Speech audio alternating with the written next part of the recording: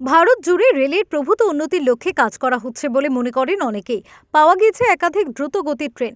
ইতিমধ্যে উত্তর পূর্ব ভারতের অধিকাংশ রেলপথও বৈদ্যুতিকরণ করা হয়েছে। জলপাইগুড়ি রোড রেল স্টেশন যার মধ্যে অন্যতম। কম সময়ে যাত্রীদের গন্তব্যে পৌঁছে দিতে বর্তমানে বৈদ্যুতিক ইঞ্জিনের দুটি ব্যবহার করা হচ্ছে বেশ কিছু ট্রেনে। অমৃত ভারত প্রকল্পের অধীনে কাজ চলছে এই সেকশনেও। খুব শীঘ্রই এই রুটে 130 কিলোমিটার গতিতে ছুটবে ট্রেন এবং কিছুদিনের মধ্যেই আসামের তিনসুকিয়া পর্যন্ত বৈদ্যুতিক লাইনের সাহায্যে চলবে ট্রেন। মঙ্গলবার অমৃত ভারত প্রকল্পের অধীনে উন্নয়নের কাজ চলা জলপাইগুড়ি রোড রেল স্টেশন পরিদর্শনে এসে এমনটাই জানালেন এনএফ রেলের জেনারেল ম্যানেজার चेतन कुमार श्रीवास्तव।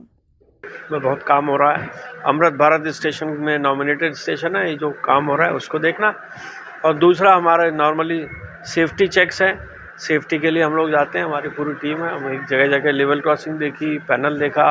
आगे के स्टेशन में अलीपुर द्वार तक जाएंगे, जगह जगह स्टेशन में देखेंगे सेफ्टी के क्या पोजीशन है। चेंजेस आपने देखा, जैसे वंदे भारत ट्रेन चल रही थी, अभी अमृत भारत ट्रेन आई है पुशफुल अरेंजमेंट के हिसाब से। उसमें आगे एक इंजन और एक पीछे इंजन होता है और बाकी के कोचेस भी स्पेशल हैं जो सब कनेक्टेड होते हैं, तो उसका एक्सेलरेशन और डिसेलेशन बहुत फास्ट है।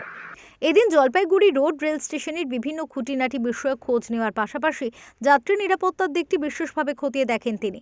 জলপাইগুড়ি থেকে উজ্জ্বল হরের রিপোর্ট, ওঙ্কার বাংলা।